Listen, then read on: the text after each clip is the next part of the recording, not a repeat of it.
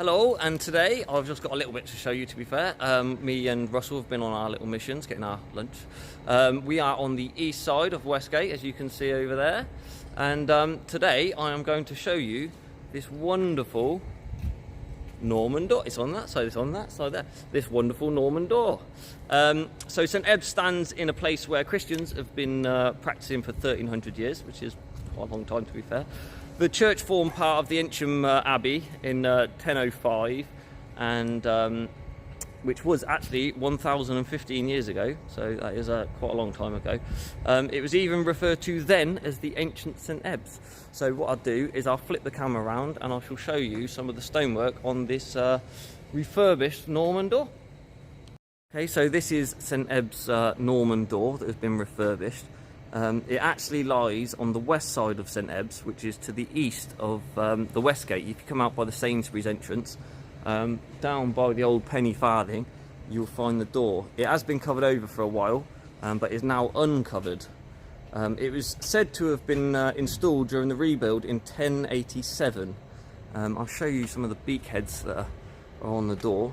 The beakheads are said to symbolise evil spirits waiting on the threshold to pluck away the good seed from the hearts of those leaving the building.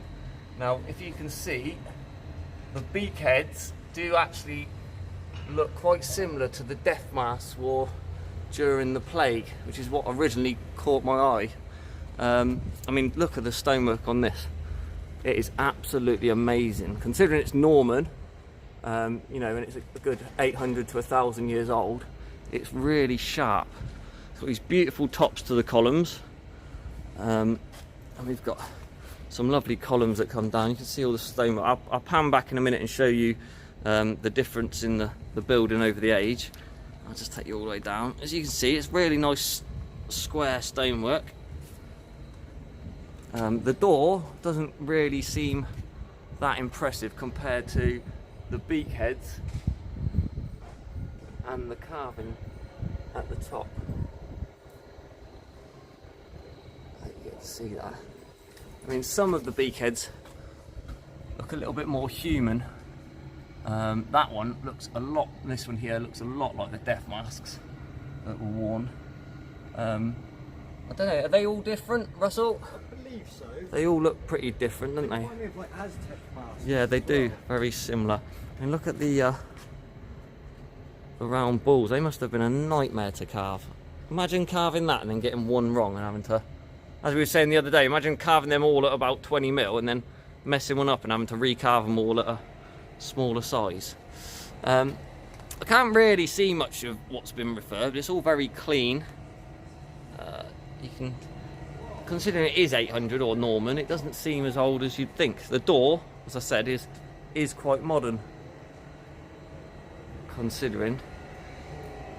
Now, we can't find out loads of information about this, so if anyone else has got any information, this is the first time I've actually noticed the door. I seem to be noticing more and more in Oxford as I go through. But if I pan just above the door, there, if you can see the about here, you can see where the old doorway came round.